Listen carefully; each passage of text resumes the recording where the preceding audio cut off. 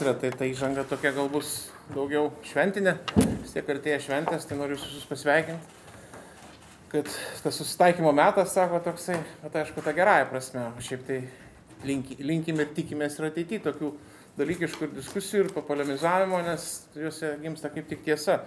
O jums labai ačiū už tą palaikymą, sakykime, diskusijos ir informavimą žmonių, nes be informacijos mes esame beginkliai praktiškai.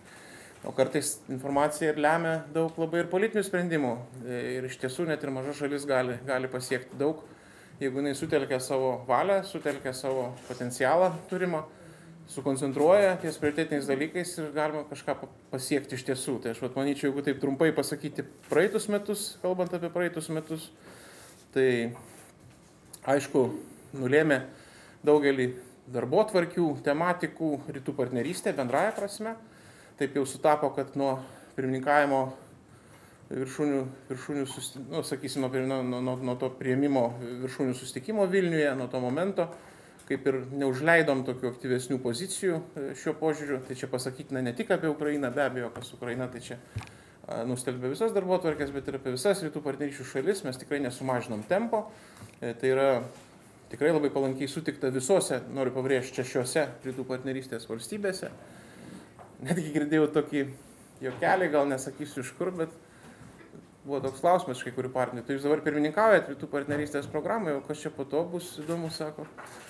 Nes taip susidarė žmonėms įspūdis, kad čia mes pirmininkaujam šitai programai. Nors nieks nepirmininkauja, kaip jūs puikiai suprantat, ir to nereikia. Dabar galbūt, sakyčiau, perima jau tokias aktyvesnės vadžias Latvijai, be abejo, pradeda nuo sausio 1, mes jiems linkim labai daug sėkmės pirmininkauti Europos Sąjungos tarybai. Žinom, ką tai reiškia, puikiai žinom ir už tai tikrai pasirengę su jais dalintis viskuo, kas jiems bus naudinga ir įdomu, bet kartu noriu pabrėžti, kad gegužę bus viršūnių susitikimas jau Rygoje. Na ir ta tematika, jinai toliau turi tęsinį. Tai va tie skeptikai, kurie manė, kad numirė šita programa, ten anksčiau dar buvo tokių kalbėjimų, kad jinai neturi perspektyvų, nes šitiek yra kliučių ir kliuvinių, tai pasirodė, kad tai yra tikrai padidinti tokie šitie lūkesčiai, sakykime. Tai štai rytų partnerystė. Dar išskirčiau Jungtinių tautų atskirai tematiką, nes aišku, metai buvo vėlgi sunkus, pirmą kartą tai vyksta, nežinia, kada Lietuvos istorijoje dar atiteks ta ir garbė ir atsakomybė. Ir turėjom pirmininkavimą vasario mėnesį, tai irgi pačioj pradžioj metų, tai aš tik noriu priminti tiesiog, kad Jungtinės tautos atsirado labai ryškiai mūsų darbotvarkiai ir galiu iš karto pasakyti, kad kitais metais be abejo bus niekiek nemenkiau, nes vėl vieną mėnesį pirmininkausim, tai bus gegužę vėl tą pačią ir aišku, iki tol vyks aktyvus intensyvus darbas, mūsų prioritetai yra irgi puikiai žinomi, mes ir toliau pirmininkausim 3 komitetams, tai yra sankcijų komitetas Jemenui, Centrinės Afrikos Respublikai ir kovos su terorizmu komitetas. Ir tematikos, tai teisės viršenybė ir civilių apsauga konfliktų metu, ypatingai moterų, vaikų teisių, irgi išlieka mūsų kaip ir prioritetiniai klausimai. Mes toliau tęsim, aktyviai dirbsim, rengiant praktiškai visas rezoliucijas Jungtinėse tautose, nes tos mūsų prioritetinės temos, jos eina per visus klausimus ir per visus regionus, kurie būtų. Ir dar pridursiu, kad mes šį kartą, ir būtent šiai auditorijai gražu būtų pasakyti, mes taip pat skirsim dėmesį žurnalistų saugumui, nes šitie klausimai tampa vis aktualesni, karštose regionuose jūsų kolegos daugeliu atveju nukenčia arba negali tinkamai atlikti savo pareigų, o tai yra irgi viena iš demokratijos pamatinių, sakysim, vertybių ir sąlygų. Mes, kaip saugumo tarybos narė, šitam reikalui skirsim dėmesį. Ir dar papildomai pasakysiu, čia vadinamų smulkių ginklų plitimo klausimas, irgi susijęs su konfliktų prevencija. Tai štai tokia būtų mūsų paletė, kalbant apie Jungtines tautas, bet tai jau, kaip sakau, tęstinis darbas. Labai rimtas etapas laukia kitais metais, tikimės ir šiaip nebejoju, manau, tai ir įvyks. Pradėsim pagaliau stojimo dėrybas ekonominės plėtros bendradarbiavimo organizacijoje, tas elitinis šiuo metu 34 šalis vienijantis pasaulio ekonomikų klubas, kurį patekti nėra vien tik tai prestižas ir sportinis įdomumas, bet tai be abejo ir sąlygoja šalies įvaizdį, iš ko po to yra naudos, kalbant apie verslo klimatą, investicijas, skolinimosi reitingus ir toliau iš to išplaukiančius visus dalykus, ko mums nepaprastai reikia, kaip mes puikiai suprantam. Tai štai tas kaip jau minėjom anksčiau, darbas buvo truputėlį užleistas, švelniai tariant, mums pavyko vis dėlto pasiekti, kad būtumėm įtraukti į šitą procesą. Tikrai labai sunku buvo tą padaryti, nes tapom kandidatams. Tiesiog toks statusas. Dabar jau tikrai pradėtumėm dėrybas tikriausiai vėliausiai nuo konferencijos organizacijos, kuri vyks birželio mėnesį. Tai štai tie metai tam ir skirti. Mes toliau koordinuosim šitą darbą. Labai aktyviai dirbam su sekretoriatu, su visom šalim, su didžiausiom ekonomikom, kad mus palaikytų, kad mums padėtų šitam keliui. Tai pirmiausia, Jungtinės valstijos, Japonija. Be jų paramos sunku būtų tikėti sėkmės. Ir aišku, visos ES šalis, kurios labai solidariai į tai žvelgia. Tai štai šitą tematiką norėčiau išskirti kaip prioritetinę. Ir dar vieną bloką, kad jau čia ta įžanga, kad pabaigti, irgi tęstinis, bet nemažiau aktualus, nes matom, kad padėtis tikrai netampa paprastesnė, tai mūsų ekonominės diplomatijos veikla.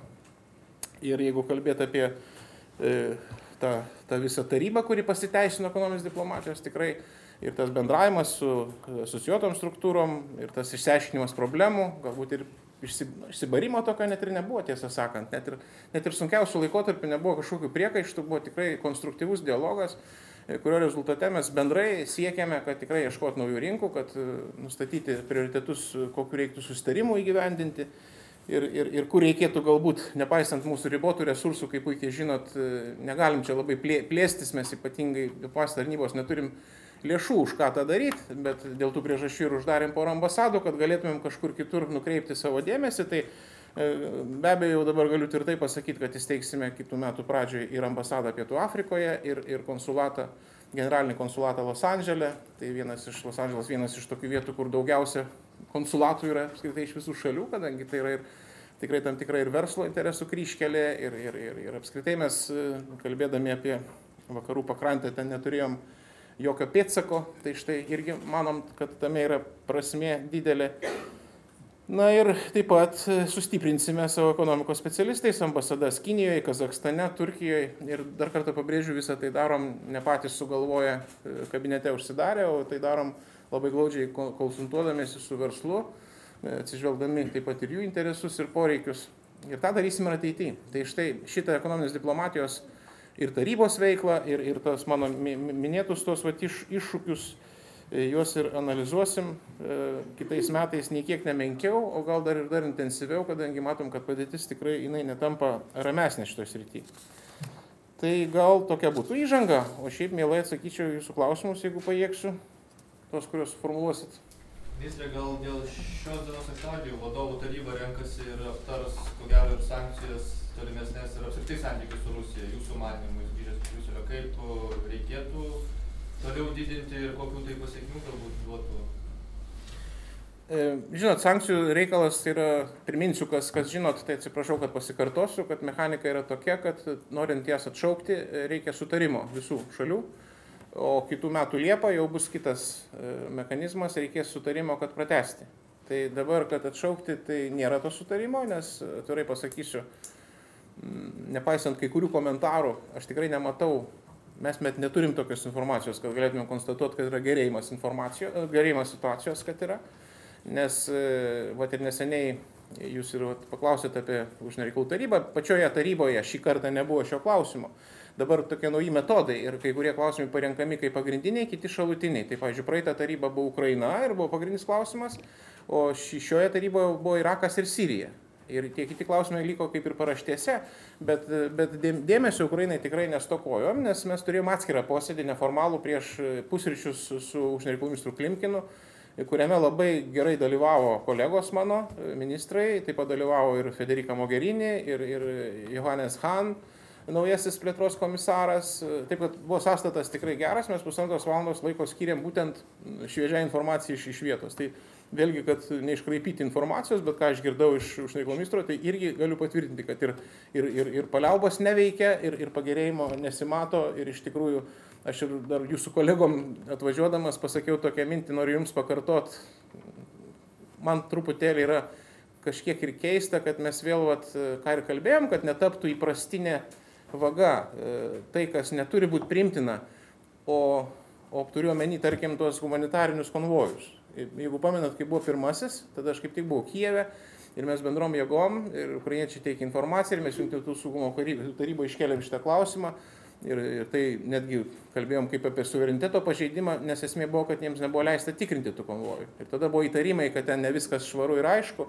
Vėliau buvo labai daug tokių informacijų, kad ten gabenama tikrai ne tik ir galbūt ne tiek kažkokia tai parama civiliams, kurios tikrai reikia, Luganske, Donetske, nes tikrai žmonėms trūksta visko, bet ten gabenama parama tom grupuotėm kariaujančiom. Ir tas vėlgi tapo kažkaip ir tokių kamufliuotų, tokių, kaip mes sakėm, dūmų uždanga realiai pagalbai tiems, vadinkim, teroristiniam grupuotėm arba tiems, kurie iš tikrųjų praktiškai ir atsakingi už tą situacijos blogėjimą. Tai dabar mintis kokia buvo, kad dabar jau ruošiamas 10 konvojus. Ir apie tai jau kažkaip mes mažai ir kalbam ir atrodo, kad tampa įprasta praktika. Tai jeigu mes ir toliau tai priprasim prie to tokio keisto tokio elgesio, tai aš nežinau, ar čia teisingas požiūris. Tai visą tai įvertinus ir noriu pasakyti, kad situacija negerėja, mes iš tikrųjų galbūt retorikoje matome, retorikoje aš sutinku, bet ir anksčiau buvo visokių pažadų. Beje, buvo pažadas, jeigu ką, kad Rusija neims Krymo, jeigu atsimenat. Buvo toksai pasakymas. Paskui Krymas atsidūrė Rusijos sudėty, taip sakysim. De facto, de jure to nėra, mes to nepripažįstam. Daug tie pareiškimai, jie tikrai praranda vertę, kai po 1, po 15 karto jie tiesiog yra pažeidžiami čia pat, tą pačią dieną arba vos ne kitą. Tai todėl aš iš retorikos tikrai nedaryčiau išvadų, kad situacija gerėja arba politinė valia atsiranda. Norim matyti realiai, kad tas vyktų. Norim pagaliau matyti, kad Rusija pripažintų, kad dalyvauja konflikte, kad jinai iš tikrųjų turi pajėgas Ukrainos teritorijoje. Maža to ir dar tas pajėgas palaiko logistiškai. Tai čia yra esminė priežastis, nuo kurios turėtų prasidėti kalbėjimasis apskritai. Tai kadangi šito nėra, tai todėl aš nematau priežasčių atšaukti sankcijas. Dabar dėl naujų, tai šitos, kurios paskirtos dabar, jos veikia. Tai būkim kantrus, leiskim joms veikti, žiūrėkim, kas vyksta, nes padėtis ne tik dėl sankcijų. Ir čia aš jau dabar nesakau, kad vien tik mūsų šališka nuomonė, bet čia galima cituoti ir Ukrainos, tarkim, Rusijos finansų ministrą, kuris jau įvardino skaičius savo laiku, kokia žala, net gerai atsimenu tos skaičius, 40 milijardų žala dėl Europos ir Amerikos įvestų sankcijų, iki 100 milijardų žala dėl naftos kainų. Galima ginčyti dėl tų skaičių, bet jeigu taip oficialiai teigiama, galima matyti juos ir drąsiai padidinti, kaip žinom. Ir pagaliau, ką ir visi prognozavo, kas atsitiko su rubliu. Tai čia galima sakyti netikėta, bet nieko čia netikėto tokio nėra. Beje, vėl reiktų prisiminti, man atrodo, prezidentas Putinas gal prieš kokius 3 mėnesių sakė, kad rublis taps pasaulinė valiuta ir jisai pakeis dolerį. Tai vėl labai pareiškimas ryžtingas, matom, kas iš to išėjo. Tai taip, kad pareiškimais čia neužlopysim skilių ir situacijos nepataisysim. Turi būti reali situacija, kokia yra. Ir jinai dėja yra tokia, kokia yra. Ir aš sakiau, dar kartą pakartosiu, mes dėl to nedžiūgaujam, mes tikrai nelinkim kracho tai šaliai, jau labiau, kad tai yra mūsų kaimynė ir mes tikrai norim daugiau stabilumo. Bet kartu tai yra tikrai labai rimtas argumentas, kad Rusija turi pakeisti savo politiką ir kaip tą padarys, ar suras kaltų, ar žodžiu kažkiek suras jėgų prisipažinti, kur čia sunku patikėti tuo, bet duok dieve, gal jeigu taip atsitiktų. Tai tuomet mes turėsim kitą situaciją ir galim bus kalbėti apie sankcijų sušvelninimą. Jeigu tikrai realiai kažkas prasidės darytis. Tai štai tokia yra situacija su Ukraina. O vadovai, dabar jau atsakau jūsų klausimą tiesiai, tai šį vakar jau turbūt pradės tą situaciją neformaliai aptarinėti. Aš tikiuosi, kad šį vakar formaliai baigsis procedūros ir mes įvesim sankcijas apribojimą investicijoms į Krymą, kas yra kontekste Krymo nepripažinimo politikos, nes tai neturi būti vien lozungas, turi būti labai aiškios pasiekmes, finansinės, diplomatinės, ekonominės. Tai štai čia šitas elementas dėl investicijų turėtų būti priimtas, o daugiau kol kas bus viskas pagal situaciją. Tai jeigu pasikinčiau, tai ar Lietuvai gerai, paprastai paklausiu, ar naudinga, kad tas Rusijos rublis krenta ir Rusija silpnėja, ar tai yra gerai? Tai nėra gerai verslui ir jeigu paklaustumėt jų konkrečiai, jie tikrai turi savo skaičiavimus, jie tame mato irgi tam tikrą žalą. Tai čia nėra toks gėris, sakau, tai ir šio verslo požiūrių nėra gėris ir apskritai stabilumo situacijos. Mesgi tikrai nenorim tokios suirutės ir chaoso toj šaly, tai čia tikrai niekas to nelinki. Dar kartą sakau, bet tas argumentas turėtų būti, matyt, mes tikimės, jau seniai turėjo būti pakankamas, bet galbūt tai bus dar vienas, kad pradėt kitaip galvoti. Ir pavyzdžiui, jeigu kažkas diskutuoja, tarkim, savo, rūpindamėsi savo politiniam ambicijom, tai yra tikrai tam tikras sluoksnis žmonių, kurie praranda milijardus savo lėšų, verslininkai ir tame tarpe, aš manau, Rusijos ir tokie aktyvesni oligarchai, jie skaičiuoja nuostolius labai konkrečius. Tai kiek tai gali tęstis, labai sunku pasakyti. Na, o prognozuoti scenarijus, tai čia galima įvairius, bet nežinau, ar mums tiktų tą daryti. Labai linkėčiau, sakau, kad būtų tas konstruktyvas ir atsirastų kažkokie tai konkretus realūs veiksmai, kurie leistų spręsti apie situacijos pagerėjimą, o ne būtų priimtas sprendimas tolimesnė konfrontacija, kas teoriškai irgi kalbančių yra apie tai. Nes kažkoks mažas karas ar karas kažkokiam regione, galbūt gali būti tokių iliuzijų, gal pakels naftos kainas, pavyzdžiui. Gal dar kažkas tokio atsitiks. Konfliktai paprastai tokie būna, ar ne? Tai tikiuosi, kad vis dėlto bus ieškoma racionalių sprendimų, o ne tokių, kurie ves dar į tolesnę klavietę ir atidės galvos skausmą ateičiai, bet jokių būdų neišspręs situacijos. O tie galios demonstravimai, tai iš tikrųjų tikrai ir laikas išsisėmė, ir lėšos išsisėmė tam galios demonstravimui, ir dabar jau žmonės vis dažniau kalba, galima tai išgirsti net ir per labai cenzuruojamas šitas žiniasklaidos priemonės, galima išgirsti, kad ir rusai sako, kodėl nėra pinigų sveikatos apsaugai, o yra pinigų, sakysim, karui Ukrainoje. Tai tie klausimai, jie iš tikrųjų dabar jau vis daugiau iškyla. Tuščios lentynos, brangsta prekės, infliacija ir taip toliau, o vyksta karo veiksmai, kurie net nepripažįstami. Tai vis dėlto rodo, kad situacija yra tokia, į kurią reikia labai rimtai reaguoti, o ne toliau tęsti tą tokį, sakykime, neperspektyvų, nekonstruktyvų ir tokį pražūtingą kursą. Gerbiamas ministrė, aš klausimą turiu. Kai kurios Europos šalis, kaip Vengrija ir Italija, gana skeptiškai žiūri sankcijas Rusijai.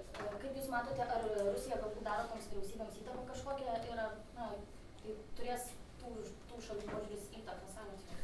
Aš tai taip pasakysiu, kad tai yra, visada tai buvo. Ir, pavyzdžiui, tas vienybės, mes taip vis mėgstam pabrėžti, kaip svarbu yra vienybė ES šalių, vieninga pozicija. Be abejo, tai yra didžiulė vertybė. Ir kartu didelis minusas, kai mes pradom blaškytis. Ir po to, ypač kai priimam kai kurios sprendimus kolektyviai, dėl tų pačių sankcijų. Čiagi yra priimtas sprendimas ne balsų dauguma, čia yra sutarimų priimta. Ir po to kai kurių šalių lyderiai pradeda bejoti tuo. Tai yra tas jau tokio susiskaldimo požymis. Ir tai yra labai naudinga tiems, kurie, dar kartą sakau, nori tęsti tą kursą, nori tai išnaudoti. Tai tas tikrai bus bandoma nuolat. Ir tas tai, ką bus daroma. Beje, šalis jos turi irgi savo tam tikrų, sakysim, interesų, vadinkim, ar ne? Taip įsivaizduokim. Ir jeigu jie nesugebės suvokti, kad tie interesai galbūt ir išsispręs šiandieną arba kitą savaitę, bet atsiras žymiai didesnė problema, jeigu mes vėlgi tą savo vienybę išardysim. Tai tam reikia tikrai politinės valios ir įžvalgų.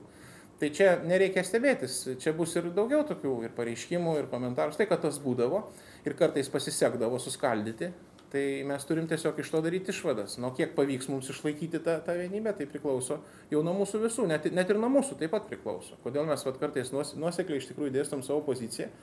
Aš tikrai nemanau, kad esame agresyvūs, tiesiog esame nuoseklūs, kai kas bando mus išskirti dirbtinai, nes ir daugelis ir kitų kolegų tikrai turi labai aiškę poziciją. Pagaliau jūs matot, ką ir valstybių vadovai kai kurių kalba ir kokią retoriką kartais naudoja. Esmė ta, kad mes turėtumėm įsigilinti, aš manau, ne į tai, kokia retorika naudojama, ne į tai, kokie epitetai čia lenktyniauti pasakyti ir tas aštrumas, o žiūrėkime, ar keičiasi situacija realybėje. Jeigu jinai nesikeičia, tai čia turėtumėm apie tai diskutuoti, o ne apie tai, kas čia ką pasakė. Ir kitas dar yra dalykas, dėja turiu tą pripažinti, bet tas visą laiką būdavo, kiek pamenu, ir NATO diskusijų kontekste, visą laiką atsiranda balsų, nežinau iš kur, kurie pradeda kaltinti save už tai, kas vyksta. Ne tuos, kurie vykdo agresiją, ne tuos, kurie vykdo tokią politiką, o bando išvelgti mumise kažkur tai. Kažką mes netai padarėm. Jeigu santykiai blogi, reiškia mes kalti, mes kažką netai padarėm. Tai šitas irgi yra labai gražiai išnaudojama. Na ir dar vienas dalykas, tai tas gąsdinimas. Žinot, kad žiūrėkit, yra blogai, bet bus dar blogiau, jeigu iš čia užspausiu. Tai šitas yra irgi efektą turi dažnai, kai kuriems sakysim. Ir manau, kad tas irgi bus bandoma. Nes dabar, sakysim, ir ta ekonominė situacija, jeigu iš tikrųjų tokia klavietė ir tas stresas ir toksai šokas, sakysim, visuomenėje dėl rublio kurso ir dėl kitų dalykų. Tai jeigu dabar kai kas jau pradeda iš komentatorių šnekėti, aš tą karą čia ne šiaip sugalvoju, čia kalba žiniasklaida apie tai rašo. Tai čia gali būti irgi toks testas pasižiūrėti, kad gal kas nors susviruos. Gal tada iš tikrųjų kažkas atsitrauks, nes išsigas neprognozuojamo partnerio, kuris tikrai yra sunkiai prognozuojamas, tai yra akivaizdu, bet jisai tikrai bus dar labiau sunkiau prognozuojamas, jeigu mes leisim daryti viską, ką nori. Ir, pavyzdžiui, jeigu praleisim pro ausis visokius pareiškimus, kuomet sakoma, kad jie, pavyzdžiui, turi teisę dislokuoti Kryme branduolinį ginklą. Patys savo suteikia tokią teisę ir dislokuos. Tai čia nėra visiškai, kaip sakyti, tai nėra pedagoginė, psichologinė kultūra kažkokia, kad jeigu vaiką gyri, tai jisai pradeda gerai elgtis, nes jam gėda blogam. Tai čia ta situacija truputėlį. Vakar palestiniečiai pateikė Saugumo tarybai rezoliuciją dėl to, kad per 2 metus baigti Izraelio okupaciją. Kaip Lietuva balsuoja už šitas rezoliucijas? Pasakysiu tai, kad mano žiniomis palestiniečiai pradžioje norėjo greičiau balsuoti, paskui jau nebenori greičiau, nori diskutuoti ir palaikyčiau šitą poziciją. Nes bet kokie tokie vienašališki ir tokie forsuojantys ėjimai tikrai neatneš ne tai, kad stabilumo, bet ir dialogo nesukurs klimato regione. Mes laiką pasisakėm mes visi pasisakėm, šiandien tik Lietuva, už derybų kelių priimtą sprendimą, už tą 2 šalių sprendimą, kad Izraelis ir Palestina vienas kitą gerbtų, egzistuotų abi valstybės ir tą reikia pasiekti derybų keliu, o ne kažkokiais tai drastiškais sprendimais. Tai dabar, kiek aš suprantu, yra noras tikrai diskutuoti dar ilgiau, tiek, kiek reikia, ir mes tą labai palaikom, nes Saugumo taryba, kaip žinia, ten gali būti ir veto teisė. Ir yra ne kartą viena iš Saugumo tarybos narių ir vetavus tokias rezoliucijas. Matyti yra noras vis dėlto pasiekti tokį tekstą, kad būtų priimtinas visiems, ir tai yra labai konstruktyvi pozicija, mes ją palaikom.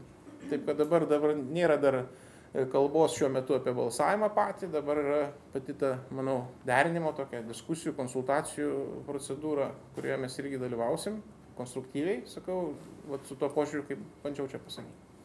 Šie metai buvo metai, kai Lietuvos saugumas aptiko ir perdavė teismui 2 šnipus Baltarusijos, galbūt veikiančius kartu su Rusija Lietuvoje. Tuo pačiu metu bent jau ekonominiai ryšiai su Baltarusija gerėja. Kaip Jūs matote santykius su Rusija? Su Baltarusija? Su Baltarusija, tai vietai kaip buvo. Mes atsimenam, supratau, kaip, čia vienu sakiniu neatsakysiu. Pirmiausia, tai mes tikrai nuosekliai laikomės ir bendrų mūsų pozicijų, ką mes derinę esame Europos Sąjungoje.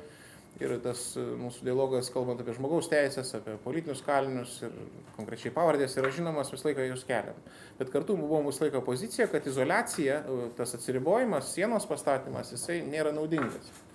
Nes jisai tikrai kartais neizoliuoja tą šalį, bet izoliuoja mūsų galimybės kalbėtis. Ir mes tiesiog izoliuojam save nuo galimybę veikti, nes tik tai bendraujant galima pasiekti rezultatą. Ir iš tikrųjų tai pasiteisino, noriu pasakyti, nes mes visą laiką laikėmės tokią poziciją. Ir viena vertus, sakysim, ir tai išsakymas tų priekaištų ar kritikos ar lūkesčių, kuriuos norėtumėm matyti.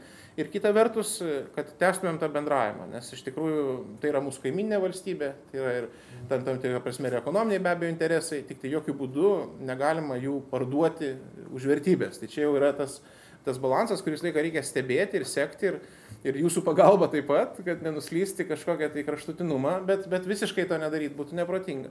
Ir tai tikrai pasiteisino. Labai klausimas vietoje dar ir ta prasme, kad tikrai sveikinčiau ir prezidento Obamos drąsą ir ryžtą šiuo atveju, kuomet jisai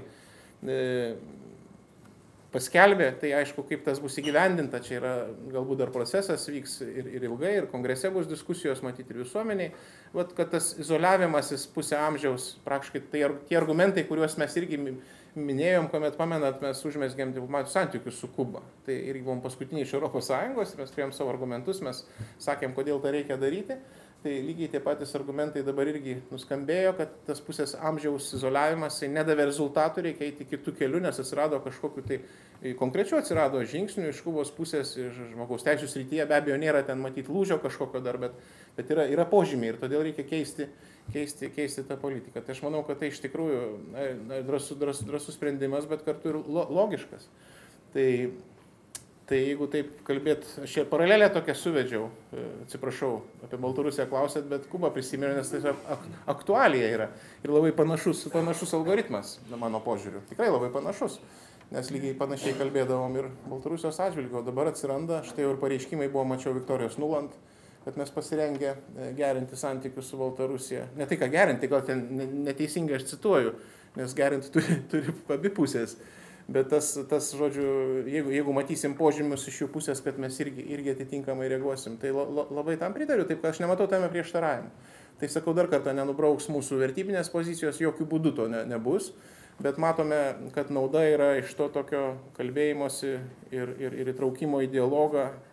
Vertinkim ir tą faktą, žiūrėkit, tai, kad užsienio reikalų ministras dalyvavo viršūnių susitikime, kas jis tikrai gana konstruktyviai pasisakė, nes čia turėčiau vertinti jo pasisakymą, bet tikrai ir pasakė, kad nori kalbėtis apie bevizį režimą, ko anksčiau nebuvo. Nori dialogo dėl šalies modernizavimo, ko anksčiau nebuvo ir nebuvo tokio dialogo. Mato tame prasme, rytų partnerystės programai. Tai reikia, manau, tą daryti, suteikti tam šansą ir tai, manau, mūsų interesas. Vėlgi, tai yra mūsų kaiminė valstybė, tai nėra kažkur toli esanti šalis, kur galėtumėm, kaip sakyti, lengvabūdiškai arba visiškai kažkaip nelabai rūpindamiesi kalbėti. Ne, mes suinteresuoti, kad būtų stabili šalis, kad Baltarusija būtų nepriklausoma šalis, kad Baltarusija, aišku, galėtų vystyti ir verslą, na ir per tuos santykius keistis ir kad kuo arčiau būtų prie europinio mąstymo, tai tokį savo matom prasme. Ir jie, manau, irgi tokią prasme mato. Ministre, ar euro įvedimas kažkokia prasme sustiprina Lietuvos saugumo geopolitinę prasme? Pirmiausia, dar vieną sakinį pasakysiu dar ekonominio dalyko, nes tiek reikia suprasti, gal ne visi mūsų įsigilinę yra ta prasme, kad mes faktiškai iš 10 metų buvom pririšti prie euro, tai todėl de facto mes turėjom tą eurą. De jure mes jo neturėjom, bet de facto turėjom ir mes neturėjom savo savarankiškos šokios politikos šio požiūriu, mes tiesiog sekėme tą kursą nuosekliai. Ir todėl praktiškai nauda buvo galbūt bankams, sakykime, čia nepavydint to dėl keitimo kurso ir kitų dalykų, galbūt dar kažkam, bet iš tikrųjų žmonėms tai daugiau problemų yra. Ir pavyzdžiui, jeigu verslo ryšiams irgi daugiau biurokratijos, tai todėl ta ekonominė grinai prasme, manau, žmonės tikrai suvoks ilgainiui, kad tai yra tikrai supaprastinimas ir palengvinimas to kelio. O šiaip mes tą suvokiam kaip logišką eurointegracijos žingsnį. Mes apie tai beje kalbėjom ir savo politiniuose įsipareigojimuose, primenu. Tai čia tas įėjimas į Šengeno erdvę, sakysim, tas laisvos asmenų judėjimas, kai mes visi turim galimybę įsidarbinti kitose šalyse, tai vieningos valiutos, ne su visos ES šalim, kaip mes puikiai žinom, ne visos jos turi, bet vis daugiau ir daugiau šalių apie tai kalba. Net ir mūsų kaimynai, kurie į tai žiūrėdavo atsargiai ir skeptiškai, aš jau girdžiu tokius pareiškimus, kad verta apie tai pagalvoti ir apie tai kalbėti. Taip, kad tą žingsnį vertinam ir politinę prasme kaip tokia netiesioginį indėlį į mūsų saugumą, nes ekonominiai ryšiai ir patikimi santykiai tai taip pat yra saugumo sampratos dalis. Yra žinių dėl ratifikavimo, dėl to sutartis? Ne, dar čia to nėra, bet procesas vyksta ir jie nusiteikia konstruktyviai dalyvauti. Bet jau labai ilgai vyksta. Taip, matot, prasidėjo neseniai. Tai jie iš visgi nekalbėjo tą temą. Jie tiesiog atsisakydavo tą temą dirbti. O dabar tik tai per viršūnių susitikimą pirmą kartą apie tai pareiškė. Tai va tas vizų palenkinimo režimas ir kartu readmisijos sutartis labai svarbi, kai yra gražinami nelegaliai patekę asmenys, tai ir apie tai irgi kalbam, kad jie turėtų pasistumėti priekį. Mes tikrai manom ir turim, dar sakysim, porą dar dalykų, prisiminiau, kuriuos irgi noriu pasakyti. Kitas, čia grįžtu prie rytų partnerystės, kaip tik, kokie galėtų būti rezultatai gegužę vyksiančio rytų partnerystės susitikimo. Tai, žinoma, galima įvairių ten turėti lūkesčių ir gal nelabai realistiškų, bet aš manau, vienas iš tokių apčiuopiamų ir žmonėms suprantamų ir labai norėčiau, kad tai galėtų būti mūsų toks prioritetas ir tikslas, tas būtent vizų palengvinimas. Ir jeigu, pavyzdžiui, Moldova, kaip žinot, jau turi bevizį režimą, nes tikrai atliko nepaprastai naudingą darbą ir prasmingą ir tikrai jie tokie kaip ir lyderiai šitoj srity buvo, tai labai norėtųsi pamatyti panašių rezultatų Gruzijoje ir Ukrainoje. O iki gegužės, jeigu pavyktų tą pajudinti, tai būtų labai gražus dalykas. Ir kad kitos šalės irgi pasistumėtų, Armėnija, Azerbaidžanas, ta pati Baltarusija.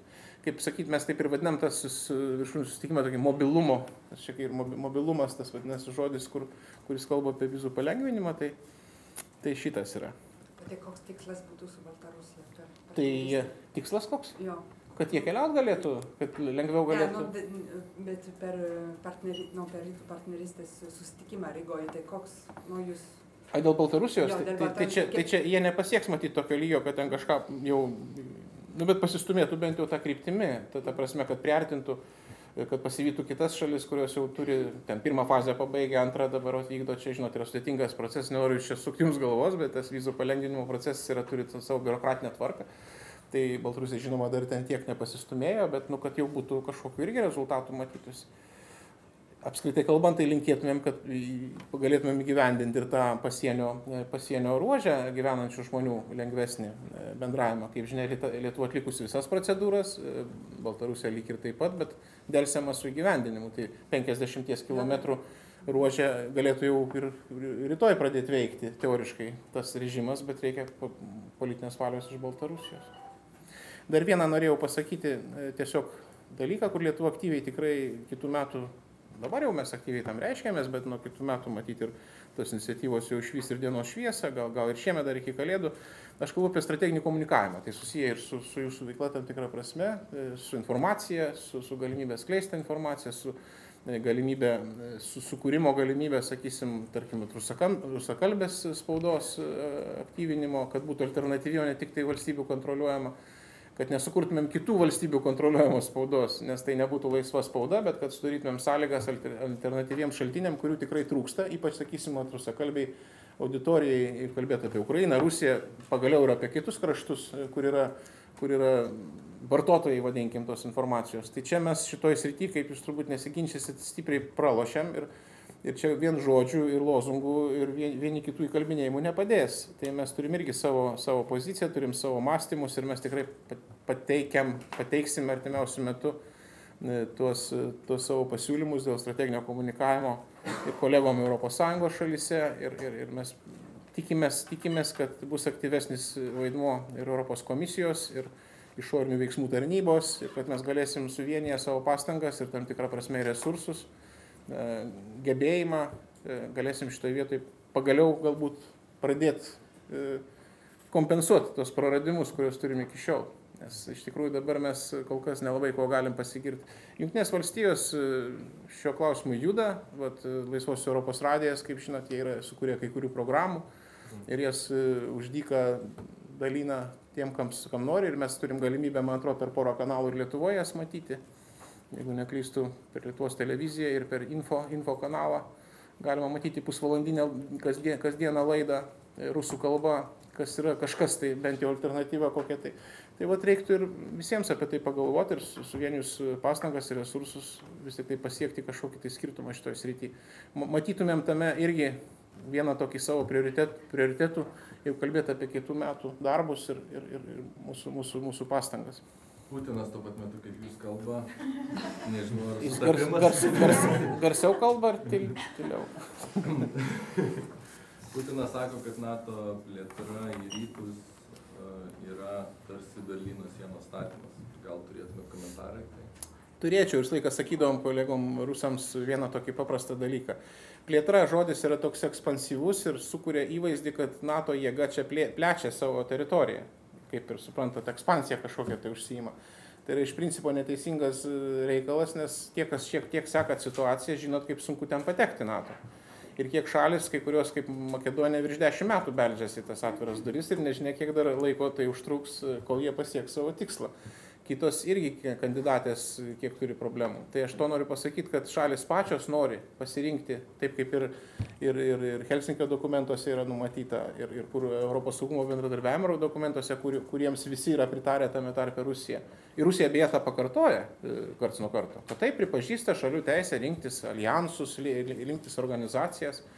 Ir be abejo supranta, kad tai yra tų šalių teisė, bet tai suprasti nepakanka, reikia dar gerbti tai realiam gyvenime. Tai štai čia ir yra toks skirtumas, kad tai ne NATO plečiasi ir jeigu, tarkim, kokia nors šalis pakeičia savo požiūrį, kaip Armėnija, tarkim, pakeitė požiūrį ir nutarė eiti ne Europos Sąjungoje, Muitų Sąjungoje.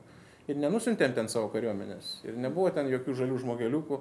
Priešingai mes bendraujam ir su Armėnija ir labai pagarbiai ir pats neseniai buvau ir Evane ir kalbėjau ir su prezidentu ir su užsienio reikalų ministru ir mes tikrai galvojam, kuriam planus, kaip dabar toliau kurti tą bendradarbiavimo mechanizmą, kuris išsaugotų tą įdirbį, ką Armėnija, jie patys to nori, ką jie padarė kelyje, tarkime, ir ruoždami tą asociacijos susitarimą, kurio jie nepasirašė finale.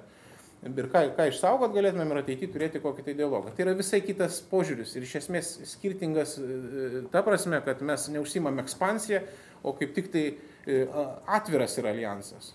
Ir tai dar toks atviras, kad sakau, kartais ir sunku jį patekti dar yra. Tai vat kaltinti dėl to, kad tai statoma siena, iš principo yra nesuprantama retorika. Iš principo nesuprantama filosofija, nes sienas gali statyti čia kažką atribojant, o mes atviri esam. Ir tai dar sienas nebent galima kaltinti, kad neįsileidžiam naujų narių, bet turbūt ne tai turėjo galvoje. Ministre, o ar nejaučiat šiek tiek nusivylimo dėl santykių su Lenkija? Taip, lygtais turėjot vilčių, bet nei įstatymai Lietuvoje jokie nepriimti iš esmės dėl tų mažumų, nei prezidentė važiuoja į Varšuvą lapkričio 11. Kaip matot situaciją? Esu nepataisomas optimistas ir šitoje vietoje tai vilčių visada yra ir aš tikrai matau daug prielaidų. Pagaliau sakau dar kartą, jeigu tai yra ne tik asmeniniai, sakysim, norai ar nenorai, bet mes esam tiesiog vardan savo šalių, noriu pabrėžti, ir Lietuvos, ir Lenkijos. Įsitikinęs vardan nacionalinių interesų, strateginių interesų. Mes turime dvišalių santykius stiprinti, nes jie svarbus, kokią temą be paimtum iš tų prioritetinių. Saugumo prasme esame vienoje valtyje, Baltijos šalis ir Lenkija. Apginamumas šalių. Kontekstas gynybos planavimo procese mes privalome bendradarbiauti, nes jeigu to nedarysim, tai kenksim savo šalies nacionaliniams interesams. Arba energetikos projektai, elektros jungtis, dujų jungtis, įvardykit bet ką. Tai jeigu mes kenksim savo nacionaliniams interesams. Tai todėl aš manau ir įsitikinęs, kad būna trinčių kaip ir tarp kaimynų, kur gyvena tarp kiemų, būna visko ten, žinot, bet vis tiek randa žmonės jėgų kažkaip išvelgti esmę. O esmė yra ta, kad strateginiai interesai su Lenkija yra svarbus mūsų abiejų šalių nacionaliniam interesam ir aš nematau tame kliučių. Daug dalykų truputėlį dirbtinai yra eskaluojama, aš tikrai nematau ir tokių blogų tų santykių, kurie kalbam. Aš puikiai sutariu su savo kolega, dabar naujas yra kolega. Mes bendraujam ir gana konstruktyviai, mes diskutuojam apie naujas iniciatyvas ir tas viskas vyksta. Taip kad čia, o tie dalykai, kurie sunkiai juda, tai aš tikiu, kad gal pajudės. Čia reikia politinės valios Seime. Nematau tame jokių kliučių, kodėl to negalėtų vykti. Jo labiau, kad apie tai jau tiek ilgai diskutuojama. Bet čia atskira tema ir nežinau, ar mes čia jai turim dabar skirti laiko, bet aš įstikinęs, kad tai, kas bus planuota, turi įvykti. Ir gaila, kad taip laiko užtrunka.